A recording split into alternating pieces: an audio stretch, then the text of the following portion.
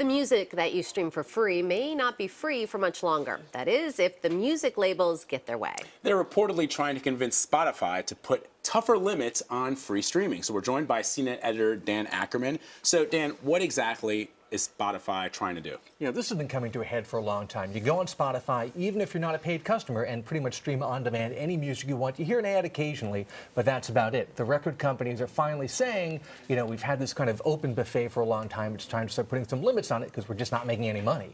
So Spotify argues that doing the free streaming brings in more customers, but what entices somebody to go out and pay for this? That's exactly the problem. They get a lot of people listening, and they do get people to convert to being a paid customer of Spotify, which is about $10 a month. Yeah, it's not but bad. That's still not a very big slice of the pie. They're getting a lot of customers who are all paying a little tiny bit versus going out and buying, let's say, you used to buy a CD once or twice a month, you used to download a couple albums off iTunes. That pot of money is much smaller, and the share the record companies and the artists make is much smaller. I wonder too, Dan, it's interesting, we always say the record companies are doing this, but really there are a lot of artists that are probably pushing their labels to put these measures in place, right? Because I know for a lot of them don't allow their music to stream on Spotify. And that's a smart choice for a lot of them because if you get a stream on Spotify, no one's downloading the song, they don't own it. You get maybe a fraction of a penny. You can get a couple of million streams on Spotify and maybe make a couple $100 at most.